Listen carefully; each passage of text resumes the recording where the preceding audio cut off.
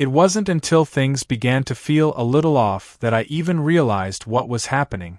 Kelly and I had been married for almost 2 years when the subtle changes started creeping into our relationship. We were in that comfortable phase, you know? The one where everything felt like it was on track. We had our routine. But then, something shifted. It started with her girls' nights. At first, I thought it was just a bit of harmless fun. Girls need their time, after all. I didn't think much about it when Kelly would come to me, excited about her plans with her friends. I always told her to go and enjoy herself. I didn't want to be that husband who smothered her. I trusted her, and I trusted us. But the frequency of these nights began to increase.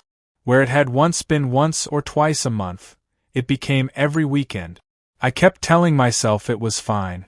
It was just girl time. Nothing to worry about.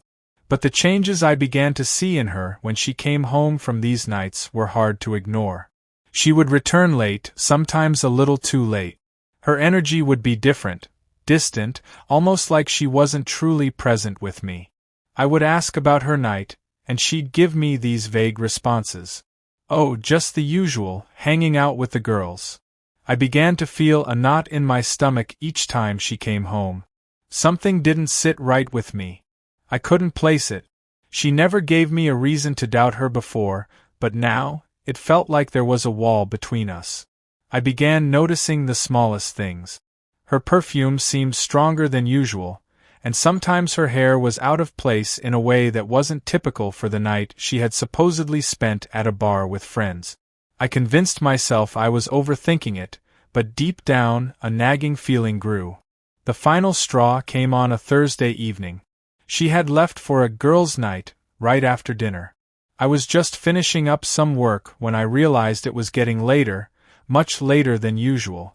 It was already well past midnight, and Kelly hadn't come home yet. I texted her to check in. Hey babe, you okay? Should I be worried? I waited.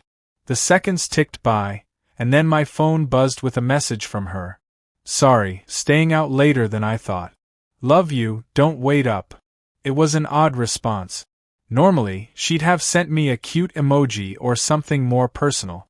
This time, it was short and to the point. It didn't sit well with me, but I again chalked it up to me being too sensitive.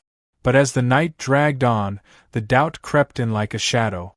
I told myself I wouldn't let my mind go to that place. But when she finally walked through the door just before 3 a.m., the familiar scent of her perfume filled the room, but there was something else I couldn't quite place. I tried to ignore it.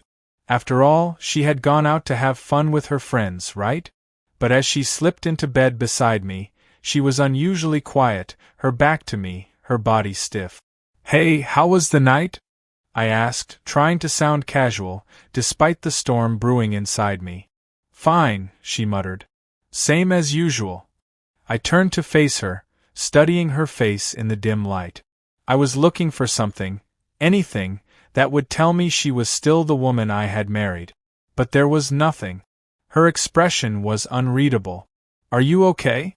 You seem a little distant, I asked, voice low.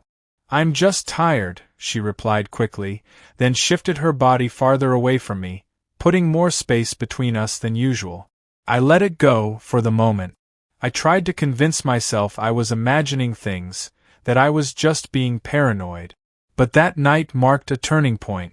The small cracks in our marriage, the things I had pushed aside, were suddenly glaringly obvious. I wasn't sure what it all meant, but I knew one thing: things had changed. For the next few days, I kept replaying that night over and over in my mind. I noticed the little things even more. Kelly's phone would vibrate during dinner, and she'd glance at it with a quick, almost nervous reaction.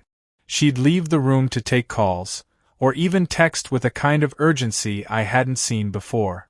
She started getting defensive when I asked her who she was texting or calling.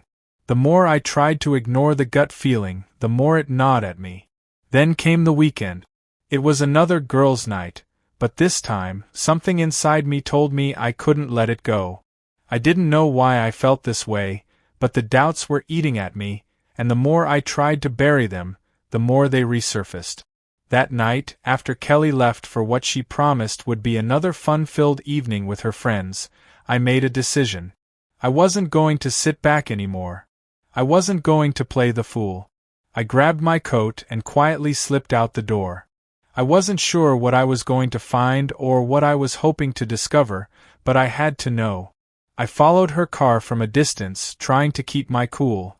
As she drove through the streets, I felt the tension build in my chest. She turned into a parking lot I didn't recognize. I parked a block away, my heart racing, and waited. Then, she did something I wasn't prepared for. She got out of her car, but she wasn't alone. A man walked toward her, a hand resting on her lower back. They exchanged a laugh, and she leaned in, kissing him on the cheek. My stomach churned. It wasn't just a kiss between friends. The tears I'd been holding back for days finally came, hot and fast. My wife, the woman I had trusted, the woman I loved, was cheating on me. I couldn't move, couldn't breathe. I felt the weight of everything crash down on me. What do you do when the person you thought you knew, the person you thought you could trust, betrays you in such a cold, blatant way? I stayed in my car, hidden in the shadows, my mind spinning. I didn't know what to think, what to feel. All I knew was that the life I thought I was living, the life I thought was real, had just shattered before me. The betrayal stung worse than I ever imagined. But in that moment I knew one thing for certain: nothing would ever be the same again. The hours that followed that night were a blur. I barely slept. The images of Kelly with that man, her laughter, the way she leaned into him, the kiss on the cheek, kept flashing in my mind like a bad dream I couldn't wake up from. I thought about calling her, confronting her right then and there, but I couldn't bring myself to do it. Not yet. I needed to process everything first. I needed to know more. The next morning, Kelly came home at the usual time, a little after lunch. She seemed as cheerful as ever, almost too cheerful, like she hadn't just spent the night betraying everything we had built together. She flashed me a quick smile as she walked through the door, casually tossing her keys on the counter, her eyes glancing over the living room as if nothing was wrong. She didn't even seem tired, like she'd had an exhausting night. No, she was fresh, full of energy, too full. "Hey, babe," she said in that light, sing-song voice that had always made me smile. "What's up?"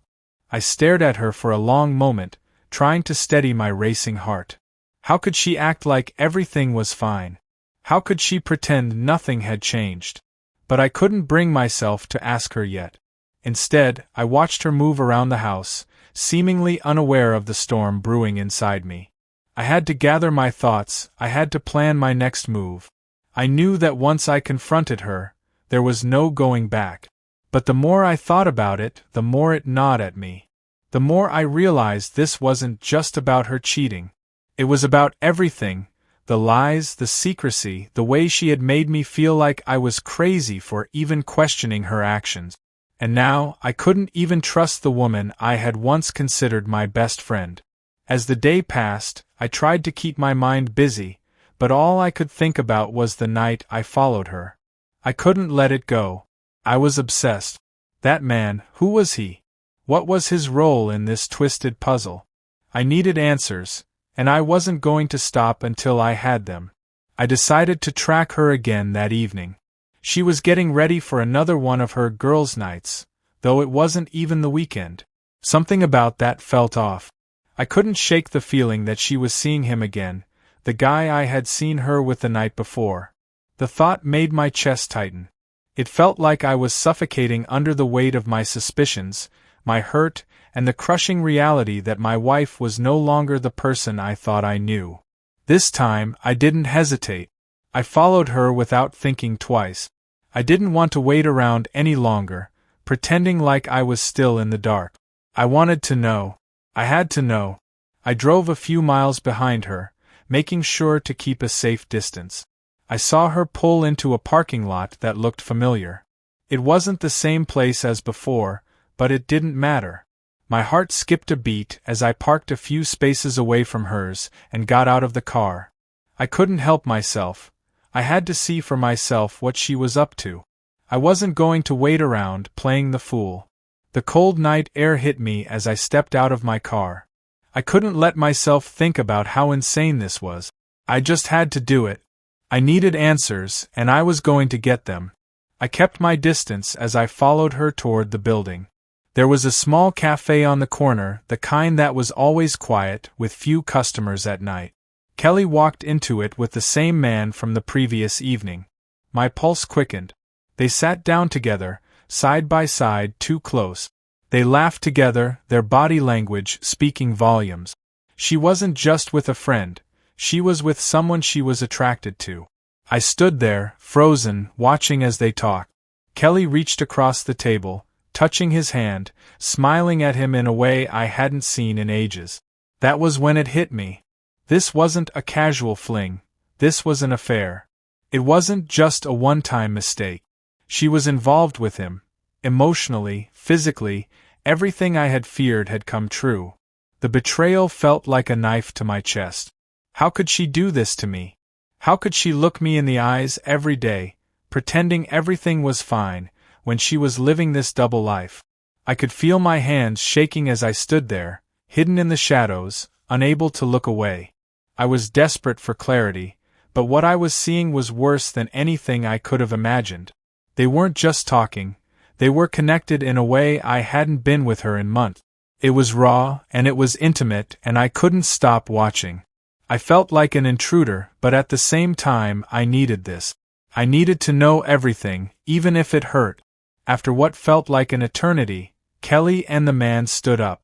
They walked out of the cafe together, heading down the street toward another parking lot. I couldn't follow them any longer. The gut-wrenching truth had hit me like a freight train. My wife wasn't just out with her friends, she was with someone else. I drove home in a daze, my mind swirling with questions. Who was this guy? How long had this been going on? Was I just a fool, blinded by my own love and trust? And why hadn't I seen it sooner? The worst part wasn't the act of cheating itself, it was the fact that Kelly had been lying to me for so long. She had been hiding this from me, pretending like everything was normal, while I had been left in the dark. I didn't know who she was anymore. The woman I married seemed like a distant memory. When I finally got home, it felt like a stranger's house. The place we had shared was now filled with nothing but the echo of lost trust. I walked through the door, my heart heavy. I knew I couldn't ignore this anymore. I had to confront her. I had to get answers. But when Kelly walked through the door hours later, her eyes were filled with the same casual cheerfulness, as if nothing had changed. She smiled at me, her voice light and carefree. "Hey babe, I'm back. Had a great time." I couldn't hold it in any longer. "You know, I followed you tonight," I said, my voice low but steady. "I saw you with him. The man you've been seeing behind my back." Kelly froze, her smile faltering as she processed the words. The facade she had been hiding behind for so long began to crack. "What are you talking about?" she said, a nervous edge creeping into her voice. I looked at her, my heart heavy but resolute. "I know everything, Kelly. I know about the affair, the lies, the secret life you've been leading." Her face twisted into an expression of disbelief, and for the first time, I saw a hint of fear in her eyes. But it wasn't enough. The truth was already out, and now there was no turning back. "You said." The room was thick with silence. Kelly stood frozen in the doorway, her hand still resting on the doorknob, her face pale, the color draining from her cheeks. I could see the shock in her eyes as she processed the words I had just spoken. For a moment, she didn't say anything. She didn't even move. She just stared at me, as if trying to figure out if this was some sort of cruel joke. But there was no mistaking it. The look on my face was all too real. What do you mean?" she stammered, her voice trembling, a far cry from the confident, carefree woman who had walked in only moments before. I stood up from the couch, my muscles tense, the anger simmering inside of me. "I mean exactly what I said. I followed you. I saw you with him, the man you've been seeing behind my back. Don't pretend you don't know who I'm talking about." Her eyes darted to the floor, and then back to me, the defensiveness in her expression quickly turning into something else, something darker. "It's not what you think," she muttered, almost too quickly. But there was no conviction in her words, no real attempt to defend herself. I shook my head, unable to keep the bitterness out of my voice. "Not what I think. You kissed him, Kelly. You laughed with him. You've been lying to me, hiding this from me for who knows how long. You've been out there, living a double life, and I had no clue. How many times did you think you could get away with it?" She opened her mouth to say something, but nothing came out. She was lost for words. I watched her face contort with a mix of guilt and frustration, and for a fleeting moment, I almost felt sorry for her. But the anger in my chest was burning too bright to allow for sympathy. "You've been with him more than just those girls' nights, haven't you?" I pressed, taking a step closer. "It's been going on for months, hasn't it? How long have you been lying to me, Kelly?" She looked away, her hands fidgeting nervously at her sides. The silence stretched between us, thick and suffocating, before she finally spoke, her voice barely above a whisper. It wasn't supposed to happen. I didn't mean for any of this to happen." I scoffed, my hands gripping the edge of the couch as I tried to rein in my emotions. "You didn't mean for it to happen? How convenient. You didn't mean to cheat on me, but you still did. You didn't mean to break my heart, but you've done it anyway. All those nights, all those lies, they were all unintentional, huh?" She looked up at me then, her eyes full of regret, but there was something else in them too, a spark of defiance. "I never wanted to hurt you," she said, her voice shaking but growing more firm. "But I don't know what you want from me now. Do you want me to apologize? Do you want me to beg for your forgiveness?" "I want the truth, Kelly," I snapped. "I want you to admit it. Admit that you've been cheating on me. Admit that you've been lying to my face for months. Just stop with the excuses." Her jaw clenched, and for a brief moment, I saw the woman I had once known, the confident, strong woman who could hold her own in any situation. But now, she wasn't the woman I loved. She was someone else entirely, someone who had destroyed everything we'd built, someone who thought she could manipulate me into believing her lies. "Fine," she said, her voice almost cold now. "I've been seeing him. I've been seeing Jason for the past 5 months. Happy now." The words hit me like a punch to the gut. Jason. I couldn't even bring myself to picture his face, but I didn't need to. Kelly had given me everything I needed to know in that one sentence. She had been with him for months, and I had been blind to it. 5 months. While I had been trying to fix things between us, she had been planning a future with someone else. I felt the ground shift beneath me, my knees weakening with the weight of it all. 5 months. I whispered. And all this time I thought everything was fine. I thought we were happy. She looked away again, unable to meet my eyes. "I didn't want to hurt you," she repeated, but this time it lacked any real conviction. "But I don't feel the same way about you anymore. I haven't for a while." Her words were a slap in the face, a harsh reminder of everything I had failed to see. "So this whole time," I began, my voice thick with emotion, "you were out there, living a double life, and I had no idea? I was just some fool, thinking you were my wife, thinking we were working through our problems. I didn't mean for it to get so complicated," she said, her voice faltering. "But I was lonely, okay? You were distant. You stopped paying attention to me.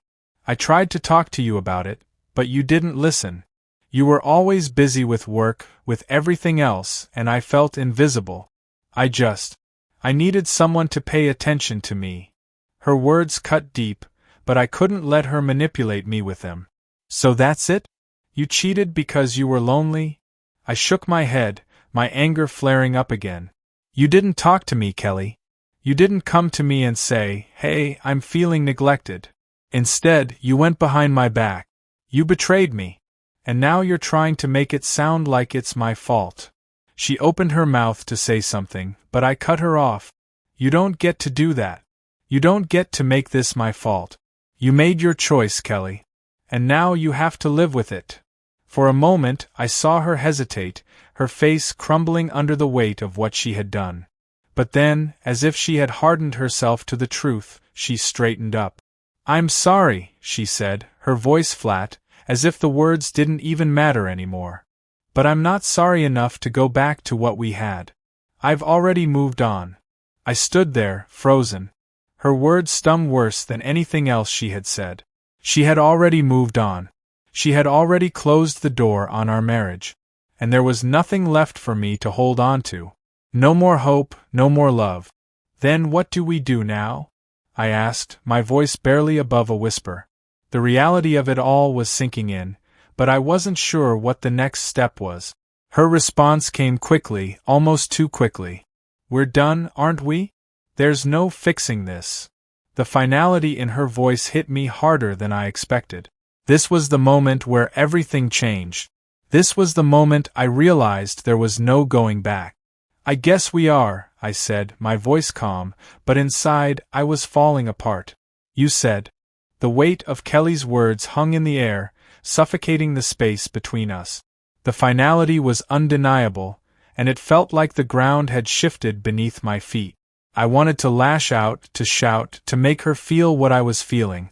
But there was something inside of me that knew better than to engage in the chaos any longer. She had already made her choice. I was left to pick up the pieces of what remained. I watched as she turned away from me, her eyes avoiding mine, her back now to me as if she couldn't even bear to be in the same room. My throat felt tight, my hands clenched into fists at my side. Part of me wanted to demand answers, to get closure, but the truth was staring me in the face. There was no more room for me in her life. "I never wanted to hurt you," she repeated, but it sounded empty now. She had said it too many times, each instance losing more meaning, more weight. "You already have," I replied quietly, my voice hoarse. "In more ways than you know." I turned away, not wanting to see her anymore, not wanting to hear another word from her. My mind raced, trying to process everything, trying to make sense of the wreckage she had left in her wake. 5 months. 5 months of betrayal, of lies. I had trusted her, believed in her. And in one breath, she had torn all of it down, leaving me nothing but a hollow version of the man I used to be. I picked up my phone from the coffee table, my fingers trembling as I sent a quick message to her parents. They had a right to know. They had no idea what kind of woman their daughter had become, and if there was one thing I could do, it was to make sure she wasn't allowed to slip away from the consequences of her actions. "I need to talk to you about Kelly. It's important. Please call me as soon as you can." I hit send, my mind still reeling. But I knew this was the right thing to do. I had been hurt in a way that felt almost beyond repair, but there was something inside of me that still wanted to ensure Kelly faced the consequences of her choices. I wasn't the one who had destroyed everything, but I was the one left to clean up the mess. As I paced back and forth, I could feel the flood of emotions rising within me. It was anger, yes, but it was also confusion, sadness, and a strange sense of loss. What had I really lost, though? Was it just Kelly, or was it the version of myself that I had built around her? Had I allowed myself to become so blinded by love that I couldn't see what was happening right in front of me?